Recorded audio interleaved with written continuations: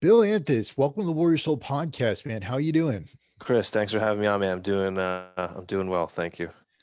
We met each other over at the Warrior Angels Foundation 4x4x48, which I've been talking about a lot here on the show. It was Mm. an epic event. Got to know each other a little bit. But for the audience at home, you want to give them just like a 2 minute synopsis of who you are, where you're coming from, and what got you to this point. Yeah, sure. So I was a uh, college athlete, soccer player, athlete my whole life. Went to school, went to Montclair State University here in New Jersey. Was an All-American. Finished, started working in the corporate sector, doing like accounting at Price Waterhouse. Hated that. Saw the direction my life was going. That was away from the direction I wanted to live.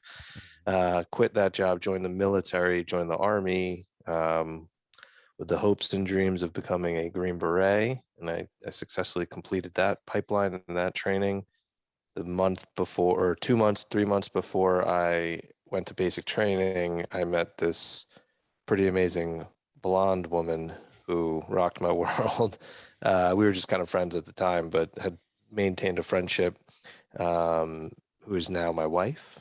Mhm. And so now I'm a husband, I'm a stepfather to two pretty awesome kids, two fur children as well, two labs, small business owner, of a company called Between the Ears. And I'm also finishing up my master's degree in social work to do the therapy route as well. And yeah, man, that's the quick.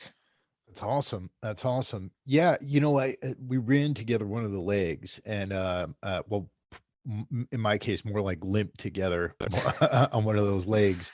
Um, and you were telling me a little bit about Between the Ears Fitness and how you do things, and it seems like such a special way you go about things. Can you tell us a little bit about that business and how you started that? Yeah, for sure. So, with fitness, we're in like the fitness industry, so we do remote coaching with people. My wife and I, she opened up a CrossFit gym in 2008. Hmm. So she's been in fitness pretty much her entire life. Um, and unlike most small boutique gym owners, she's actually like make a living out of it. So she's like truly a professional. And then, through our own education, through our own experimentation, and just frankly learning more about the human body, the human mind, we've evolved to a system that prioritizes pretty much your intention and your nervous system over just what the calendar says to do on a given day. Unfortunately, a lot of programming is like, okay, Monday you're going to do whatever, let's just say lower body. Tuesday you're going to do cardio. Wednesday, then you have the things like CrossFit that kind of say, hey, you're going to do sort of all of that on the same day, and you're going to do that day in and day out. But you kind of get this no man's land of um, doing a lot of the same thing. So, for example, like if all you ever do is high intensity, you don't get the benefits of long, slow. You don't get the benefits mentally, emotionally either of like, okay, you're going to do a 3 hour workout now. Now, what's that look like? So we approach it from what's your nervous system communicating to you based on stresses in your life and everything like that, as well as how does that meet your intention for how you want to use fitness to better yourself and better your life.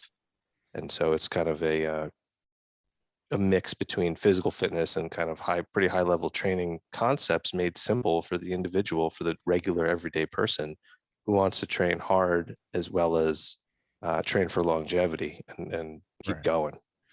What, so like when a lot of people hear this stuff, right, they have a hard time differentiating between fitness and longevity and all Mm. these different terms that come about. And one thing I've discovered is that being able to perform and training for longevity are two very different things, Yeah, right? And in some ways, yeah, they could actually counteract each other. Could you explain that, and how do you get those two to kind of coalesce?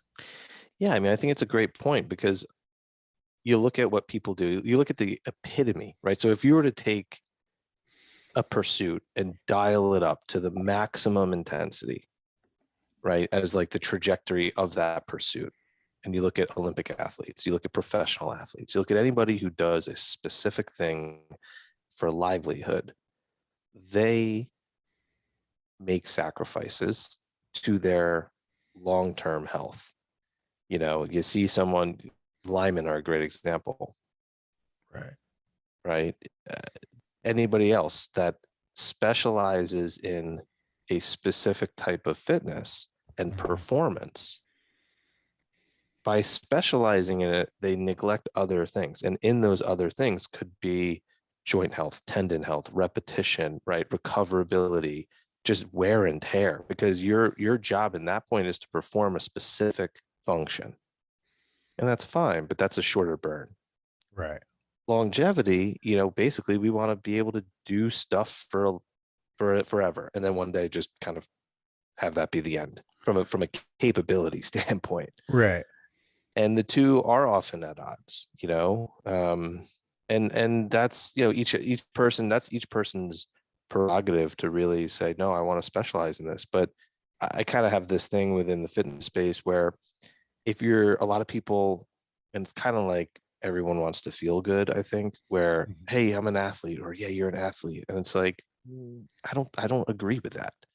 Being an athlete, and if you're training for something, I measure somebody's training by the degree of their sacrifices, not necessarily by what they're doing, but more so by what they're not doing. And when we prioritize performance, there's a lot of stuff that we're not doing that might be better for overall health. Right. And neither are right or wrong. It's just, who are you trying to serve? Right. And I also think, like, at different points in your life, you're going to be going for different things. As I just explained to you, a lot of the audience, combat veterans, U.S. Marine Corps, U.S. Army, and I remember when I was a young PFC, I was coming to my unit, and I saw this old man, and it was our company first sergeant, and I remember how he looked. Right, he had trouble walking. He was kind of hunched over. He looked like the oldest man in the world at the time to me. But looking back on it, he was younger than I am now. I think he was in his like late 30s, right? And I think about the amount of abuse we probably put ourselves through between the training and the heavy loads and things like that, the wear and tear on the lower body, but also, the lack of sleep, the probably trying to keep ourselves awake too much with tobacco, drinking on the weekends and things like that. That takes its toll after a while, right? Sure does. Yeah. And that's in addition to the cost of the job. Right. Your nervous system, we are constantly training and exposing ourselves to stimulus that's going to say, when fight or flight comes, I'm going to make sure I fight, and don't even have to think about it. It's just going to be a response, and it's going to be an aggressive execution of the most lethal form of whatever tool we have at our disposal at that time.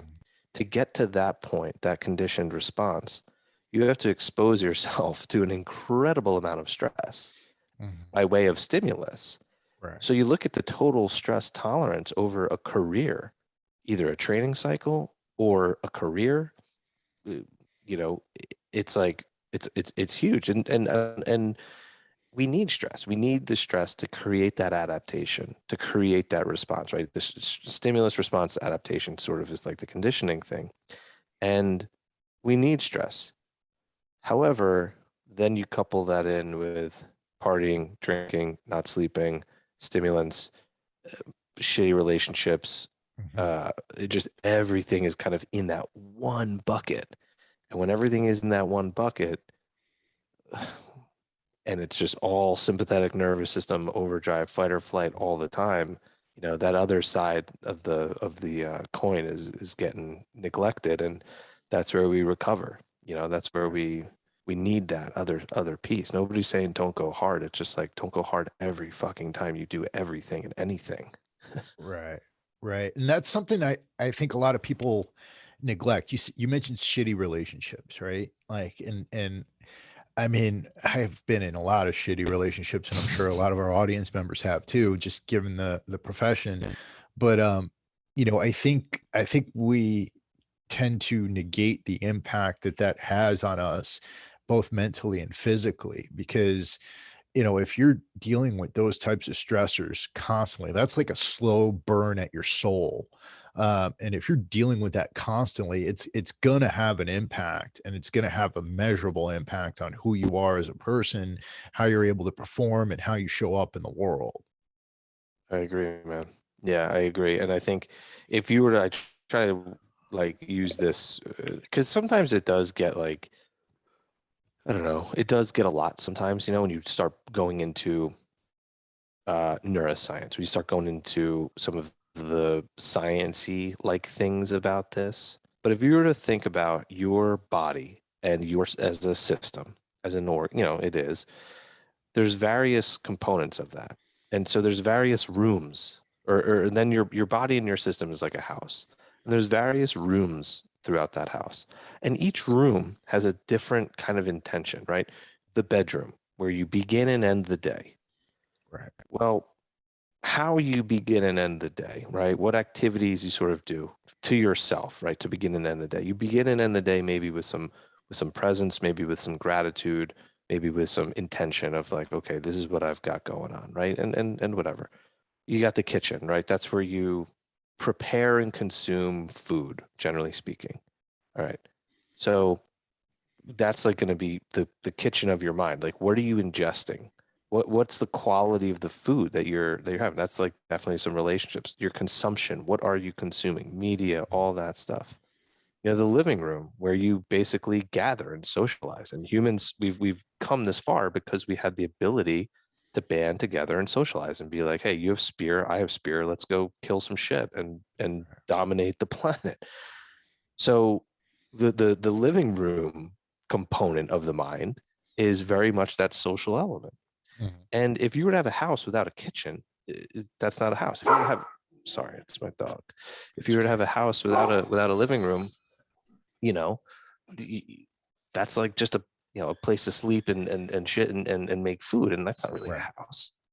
And so Right. that's like, I think that part of, we have to look at our system. We have to look at who we are and our as a functional organism with these different components, and intentionally be aware of and action what those necessary components of us do, Right. and it's a challenge, man, because it really is, it does go against quite a lot of it goes against certain cultures, it goes against Mhm. societal expectations and norms, because Right. we like to reduce things down to like one thing. It's like, oh, so you're saying don't ever go hard. It's like, I'm not fucking saying that, just saying don't always do that all the time. Right. Right. I definitely hear you on that. Want to ask you, what are some you know simple practices that people could start implementing to start to integrate this kind of stuff? Yeah.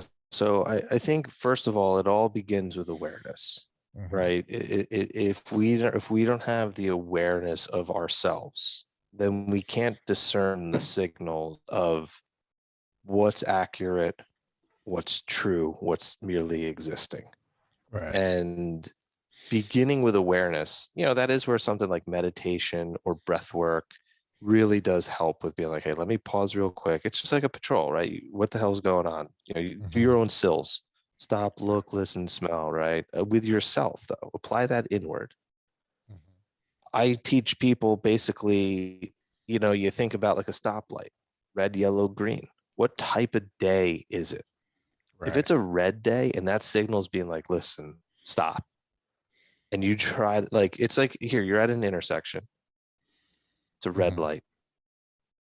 There's some intersections where you can look left, look right, make sure there's no cops, and go through the intersection, and it's pretty safe, right? There's other intersections where it's like that red light, like if you're crossing a double highway or whatever, two lanes going east, like you're not going.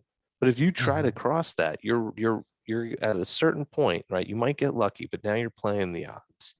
So if your signal, if your system is telling you stop, stop, stop, stop, and you continually override it, Mhm. there's probably going to be some price to pay. Chronic disease, further acceleration, more breakdown, just being the first sergeant who can probably smoke a pack of cigarettes and Yeah. bang out a 5 miler, but he can't get out of his car without being in pain. Right. He, a caution, the yellow light. You're coming up to this intersection and it's like yellow. Yep. Sometimes it means accelerate and punch through it. And other times it means step on the brakes. Mm-hmm. We got to be aware. What's that? What's a yellow light signal for me in my life? A green light. It's like right on it, right on, rock and roll. Mm-hmm. Now, the thing is, it's like, just because it's a green light doesn't mean that you might not get T-boned, that some other asshole might not come through the intersection, right, and hit you. So, but without that awareness of yourself and without that focusing on the signals, forget all of the stigma and all of the, well, I'm a pussy or I'm a, that's weak or anything like that. Like, that's not that the body doesn't care about that. That's the mind putting a story. It's really about the state.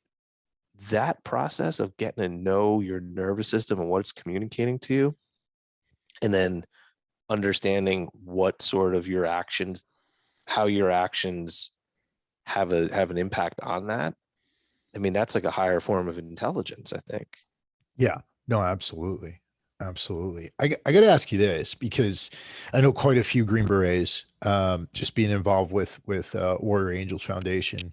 At what point in your career, or was it after your career, that you started to understand this stuff? Because, knowing a lot of people from the forces community, I know that a lot of these guys, they go through and it's go, go, go, go, go. And by the end of it, they're having neurological issues, they're having issues with the impact of traumatic brain injury, issues with hormones and things like that.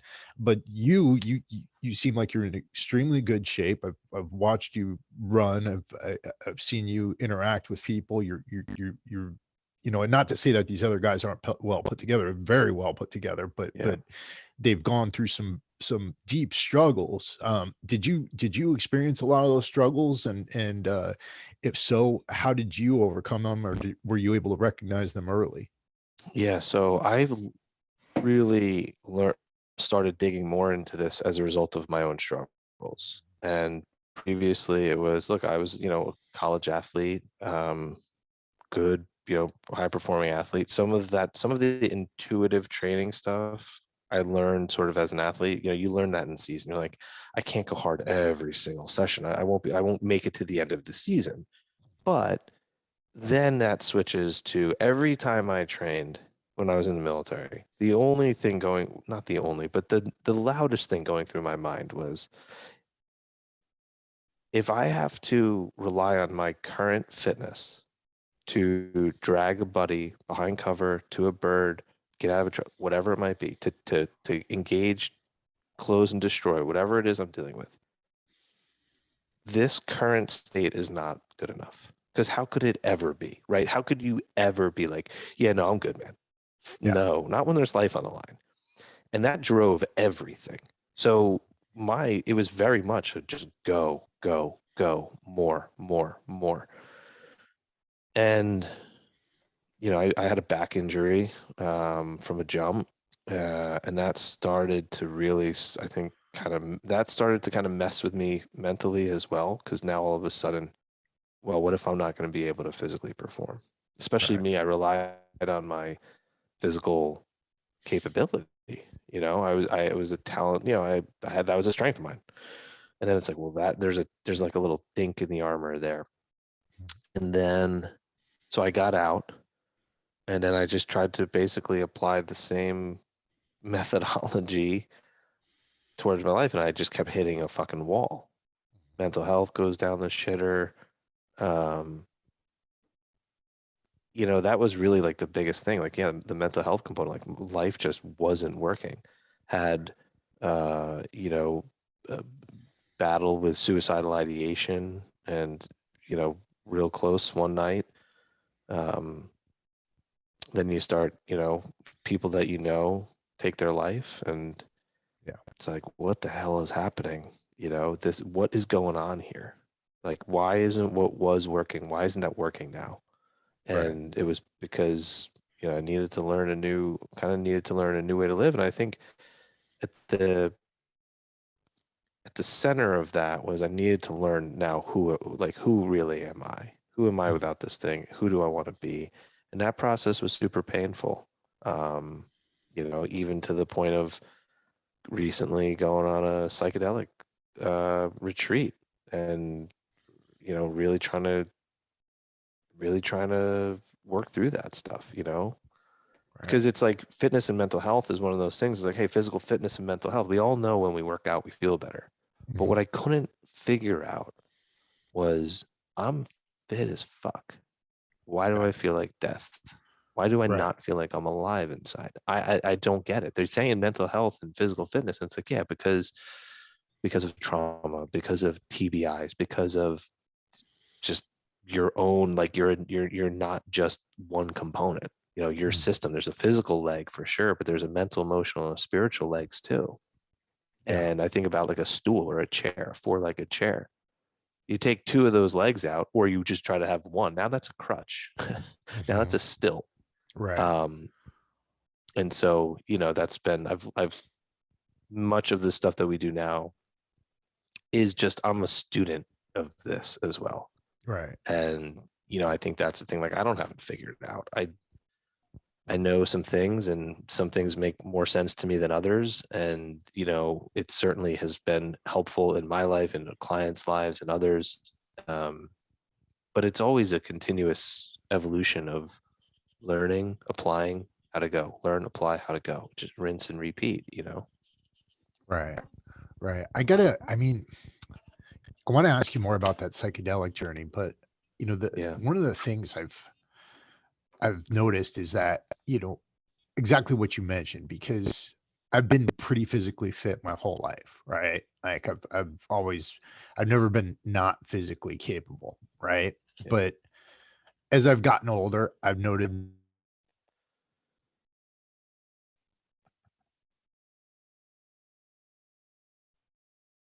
Hey, I lost you. Can you hear me?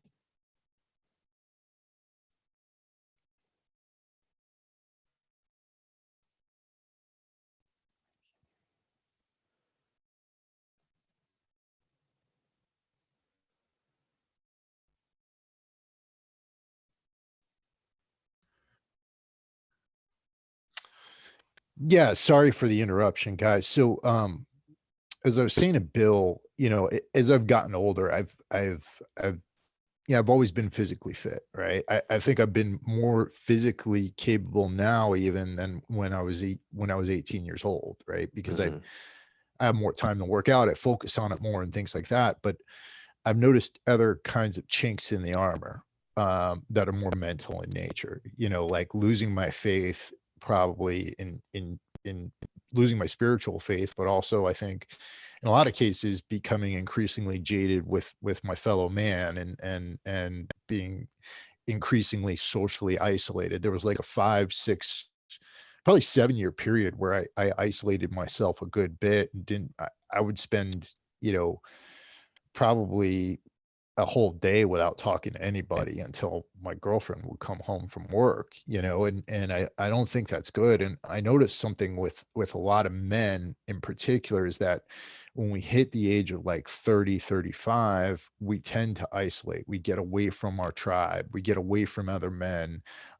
We hang out only with our partner, I don't think that's good. And I've been trying to kind of figure out more and more solutions for it for me on a personal level, but also trying to think about it on a bigger level. How can we overcome that? For me personally, and one of the things I've done, I've joined a jujitsu gym. So I'm not Mm, only, practicing fitness myself, I have kind of a tribe there. I started nice. doing stand-up comedy. And so I kind of have a camaraderie with these other comedians, and I get out more and I do those kinds of things. But I think also, moving geographically closer to people that I know and love and that kind of thing, and also being associated with things like WAF, where we have, the Discord, and I'm talking with people like you and with Norm and with Andrew and with Adam all the time.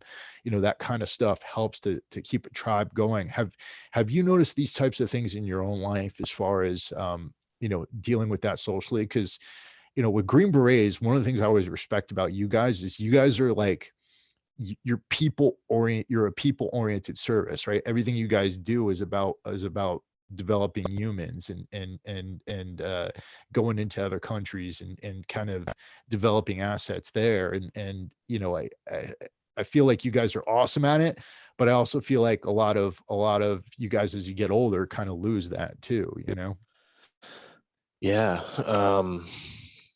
I think what's funny about that is personally, I've noticed I've 100% felt that isolation. Professionally, my whole job, my whole small business is about connecting with people and providing them a service of helping them feel and operate better in their lives. Right. And it's this dichotomy between knowing, I say a lot of people, but like it's not thousands of people by any means, but there is a relationship there. It very much is that, similar to the Green Beret mission, train, advise, assist, accompany, like all of that, build, quote unquote, build people up. And so there are relationships there, but there's also, and a little bit less of an extent now, but there's also some relationships where it's like, but that's also a client.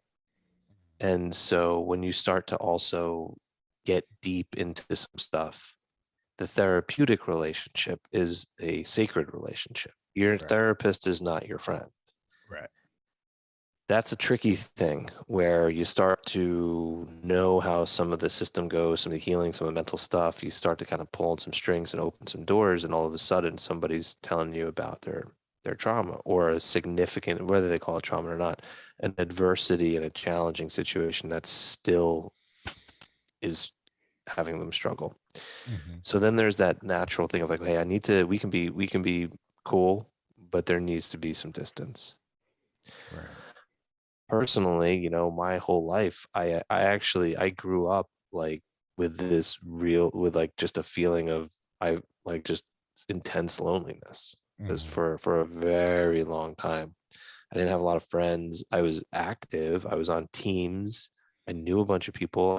I wasn't I certainly did not live like, have no socialization, but as far as genuine human connection, I spent a lot of time alone, lonely.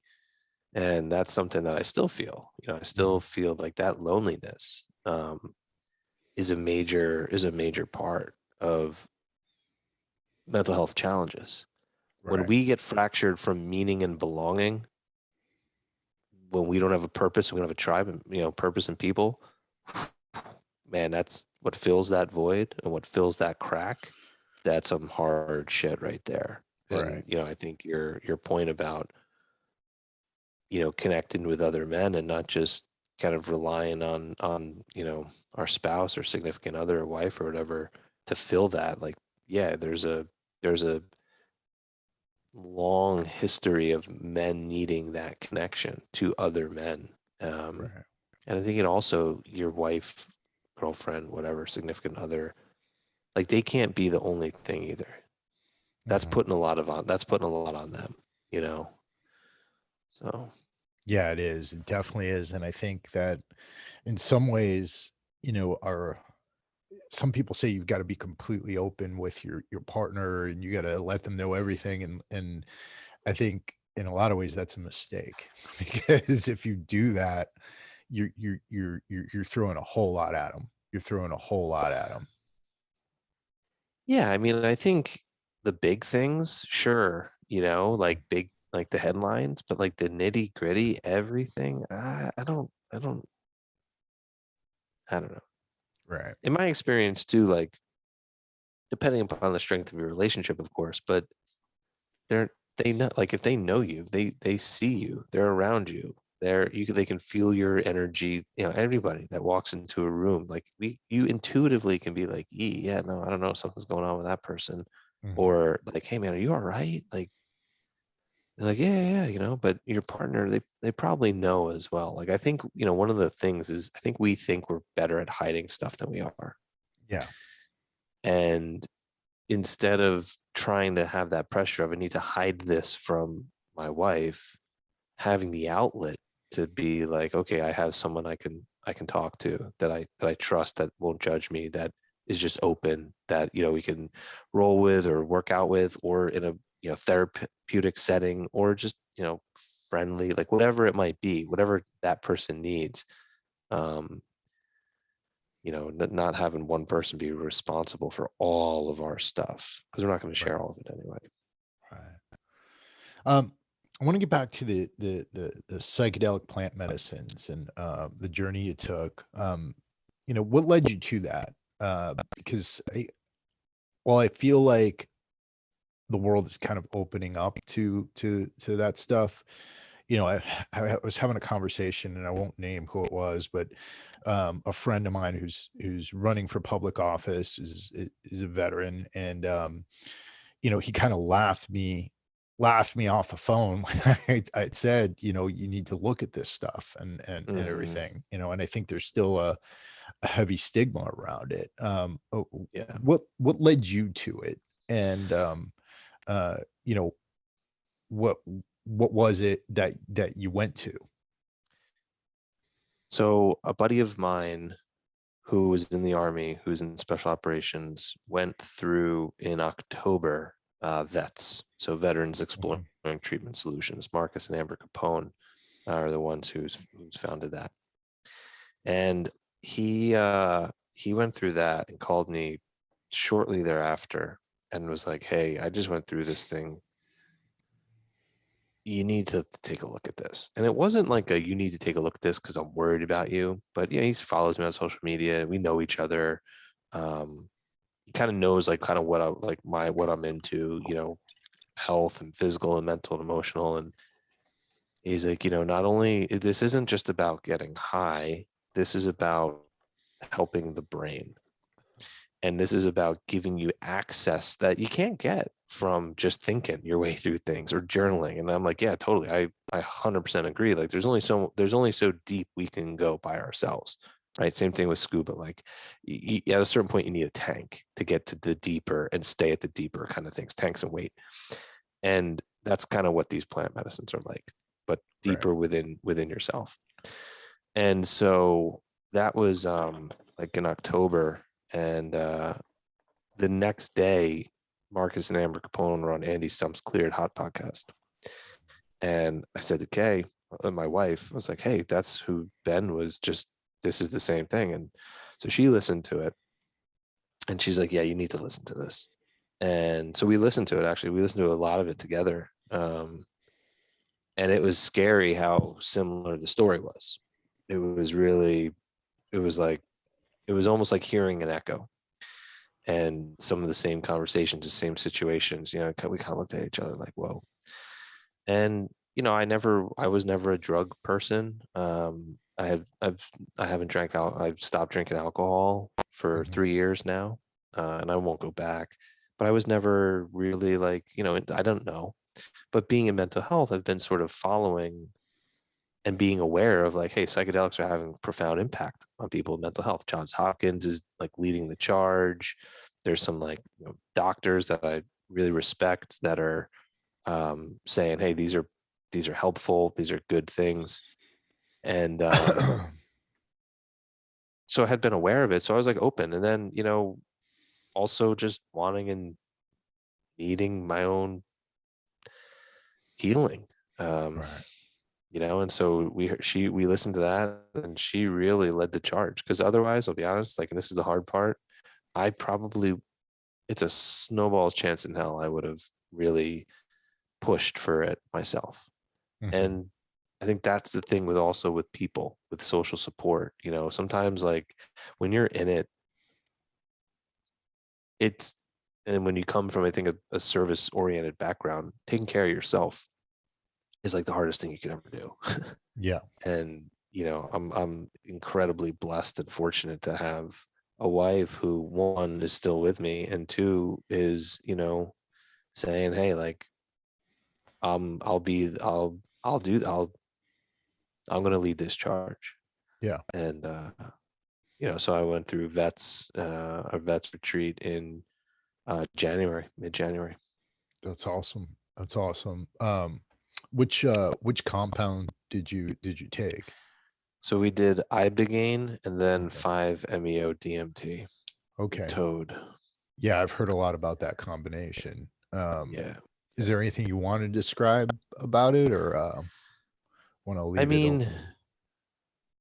I have no issues talking about it. I've talked Mhm, about it publicly. I'll say the Ibogaine is traditionally they refer to it as like the stern grandfather. It's mhm, usually not a pleasant experience from what I gather. Um, Mine, I felt a level of peace I've never felt before. So who the hell knows what that's all about?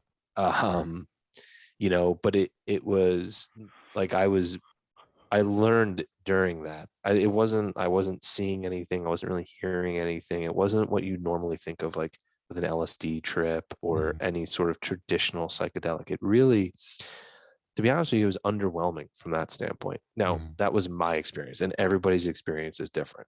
One of the right. other dudes who I was down there with definitely saw stuff. So, and that's not why, like if you want to see something, rent a fucking movie. If you want to Right. heal and like, Right. get some stuff, then like, these are for that and whatnot. So that was that. And then we did that on Wednesday night to Thursday, or Tuesday into Wednesday. And then Thursday we did the Toad 5-MeO DMT. And that was, I mean, that was insane. That was Yeah. just an indescribable kind of thing. Mike Tyson's talked about it. You have this, it's just launched to this different thing. But I also had an experience of hell. Mhm, And that was the most horrifying thing I've ever probably experienced. But from what I understand and from what, integration coach and different people within the space say is like these medicines amplify what's already within you. right. So for me, my own manifestation of hell is a behavior pattern, is a way of thinking, it's a way of living that I've already done. Mhm, And these medicines and these compounds, they just turn that shit up to like level 100 right. and put you in it.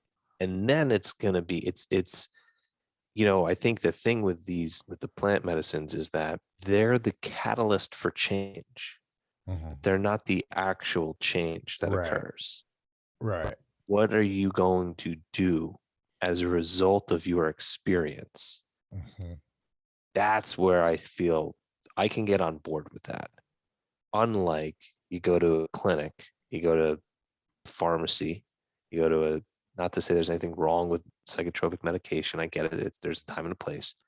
But the Western model of here's the pill, numb the symptoms, and play basically fucking whack-a-mole, that's right. really not solving anything. No, not at all. Um, and so it's I can get on board with this, Yeah. and I'll be honest, like since my retreat, there's still days where I'm like, like now, like you feel the responsibility to live. I wanted to my some of my stuff is like I'm much more on the depressive side. Mhm, I've felt dead inside, like I was not living. I've said that for years, yeah. for years, and not for sure to my wife. And so I experienced that. I experienced this hell, absolute nihilism, and got some shit out for sure. Like got some evil out. I feel like there was also this void of a lack of spirituality that got just put in my face. And what filled that void is this erosive power of feeling dead, And so that was already within me, and that these things took that and just jacked it all the way up. Well, Mhm, now I feel the responsibility to live. And right. one of my intentions going into this, and like you think about, you have a couple coaching calls before you go in. They're very much about, hey, what's your intention? Like it's all of that. And one of my intentions was to feel what it's like to live, to feel life. And Right. the medicine's not going to do that. I'm going to do that. It's a Mhm, self-empowerment kind of a thing. It's no different than, any intense experience, right? You learn from that. That shows you something, then you apply it moving forward. That's what Right. these medicines do. And that's where I think for each person it's going to be different, but Mhm. that's the beauty of it, because it's almost as individual and bespoke as it gets. That's awesome, Bill. That's awesome. When I want to kind of swing it around toward the event we just completed with the Warrior Yeah. Angels Foundation, which I got so much out of that. Not just the run itself, but being there with everybody and kind of having this tribe there and feeling the love and the camaraderie that came with that event. What was your experience there? And you know, maybe a little bit about how you got in touch with the Warrior Angels Foundation yourself too. Yeah, for sure. So I did my retreat January like 17th ish, middle of January. Came back from it's a week long. Came back from that and was like took a full break from social media, pretty much took a break from exercise. Like I needed to just be like, what the hell just happened? Because you come back and you're like, well, like the integration phase is super important. And you'll take off, but you got to figure out how to land too. And so like after a week or probably like a week and a half, 2 weeks, I popped on social media and I was going to delete the thing. I was just like, fuck this. This doesn't have any part in my life. That's probably not the right answer for a small business owner, Mhm, but mhm. Yeah. I was definitely toying around with the idea because I'm like, no, I need to focus on me and blah, blah, blah. I use it more than I probably should. Um, but I'm definitely like not someone who's like always posting it on there and stuff. But either way, and then I see vets put up this thing doing this 4x4x48, looking for volunteers. And a client of ours had done it last year. Mhm. And, being a fitness guy, I was kind of like, oh, right on. Like that would be pretty cool. And hey, they're looking for a fundraiser thing. We've got, gym and people and stuff. So I just reached out and was like, hey, we'll volunteer, fully thinking like we'll just have a sign up page, raise some funds and, run it around here. And Amber Capone asked if we would want to go down to the actual event and represent them in person in Houston. It was like, yeah, right on. That's awesome.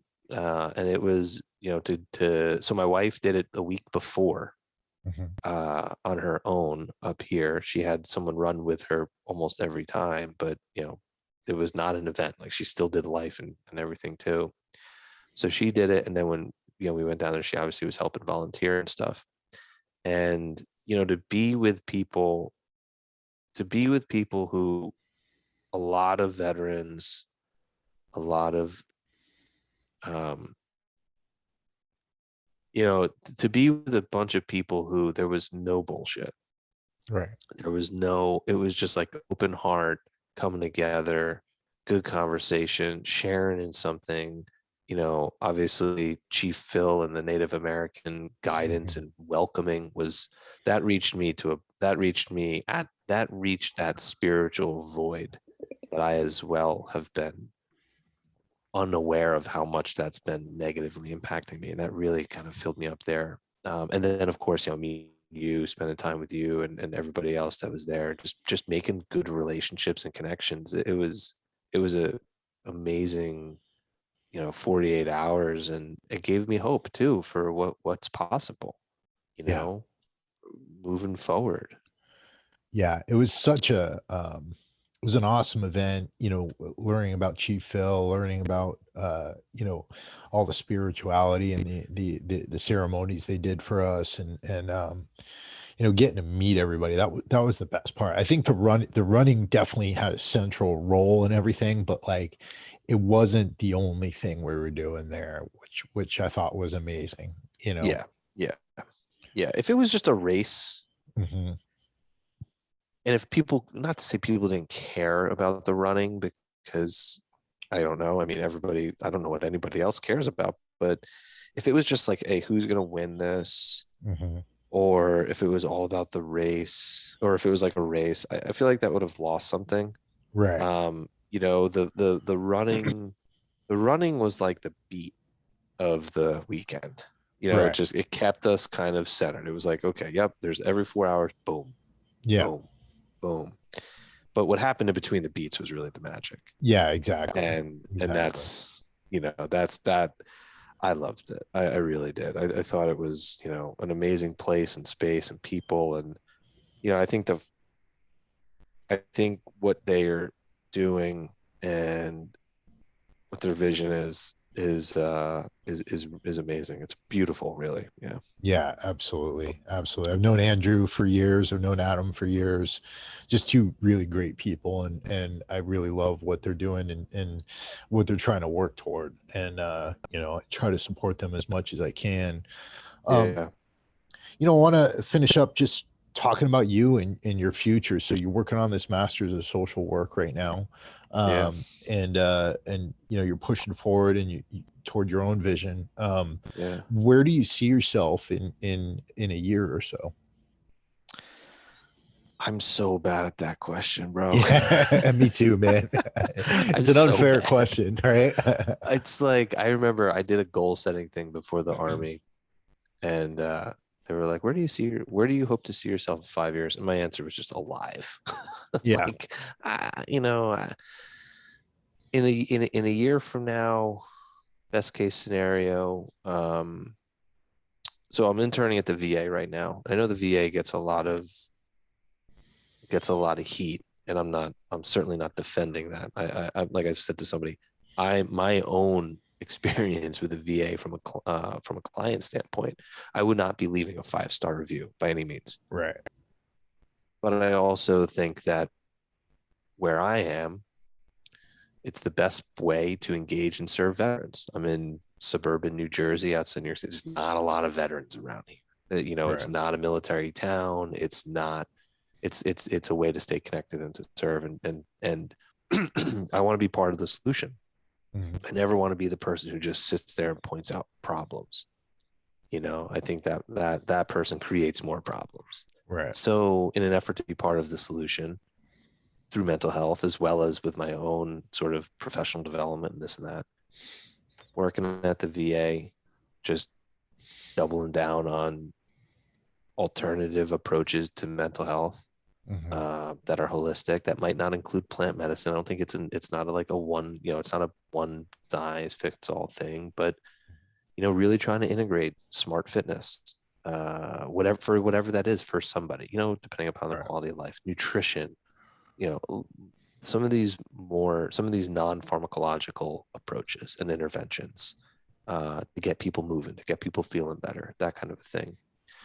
I definitely want to be more. I want to take formal sort of therapist training with plant medicines. I think I don't have any interest in administering any of these plant medicines. One of the reasons being, like, they are, well, it's like the peyote ceremony we did. Mhm. You could acquire some peyote and ingest it, Right. but what made that special was the ceremony. Right. And there's a sacredness to these things, and Mhm. I have a tremendous amount of respect for them. Um, I view myself in somebody's healing journey, if they choose to do plant medicines. Hey, let's do some good work on who you are and some preparation beforehand. Then you're going to go to wherever you go and do whatever you do. And then I'm going to be here for you when you come back from it. And, kind of being that runway for, Yeah. for takeoff and landing for folks. And, building our private practice. My wife and I we have an in-person gym, Right. small training facility. In person, it's 1,000 square feet, but really just trying to serve and spread the light, man, because it can get real dark real quick. And Yeah. that despair and hopelessness and apathy and nihilism it is fucking killing us. Yeah, it um, is. so Big just time. trying to spread that light. Big time, man. Well, that's awesome. Where can people connect with you? So unfortunately, social media is probably the best place. My handle is Bill Anthes, ANTHES. My Mhm. business Between the Ears, BTWN the Ears, and then Between the Ears Fitness. Those are the best places. Awesome, man. Well, Bill, I just want to acknowledge you, man. You know, I really appreciate the insights you brought here. I really appreciated meeting you and your wife down at the WAF 4x4x48. And I appreciate you, exploring these things, because I feel like, you know, yeah, VA gets a bad rap, but we can't expect the government to just do these things for us, right? It's Right. got to be us as a community, Yeah. right? And I think people like you who are leading the front and pushing toward these things and exploring these things and bringing information to the community, and also guiding people toward them. I think that's amazing, and that's the bread and butter of what I think is going to get this community to where it needs to be. So thank you so much for that. You have anything you want to end on?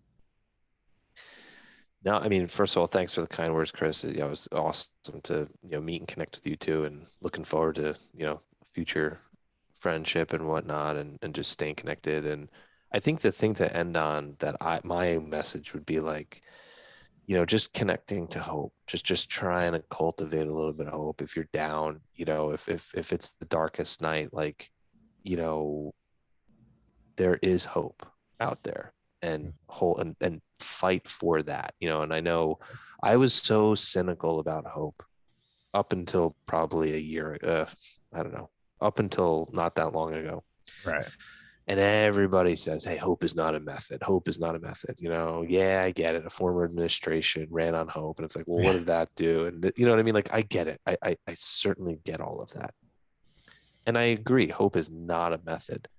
But looking at hope and finding some hope and creating some hope will lead you to the method. Right. And that's, I think, what we need to fight for.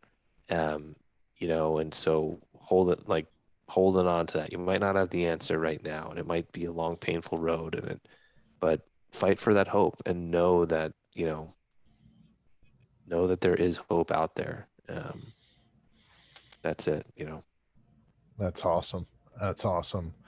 Well, thanks again, Bill. And to everyone out there, I hope you're catching this message. I hope that you're finding hope in your own lives, and if not, working toward trying to develop some hope in your own lives, because it's what life's about, right? We've got to be here. We've got to live this life one way or the other, and we should do it to the best of our ability. Um, Yeah. Thank you guys so much for listening. I really do appreciate everybody who comes to this podcast each week, and who allows me to talk to awesome guests like this. Um, I want you to enjoy the rest of your weeks and get out there and live your best lives while you can.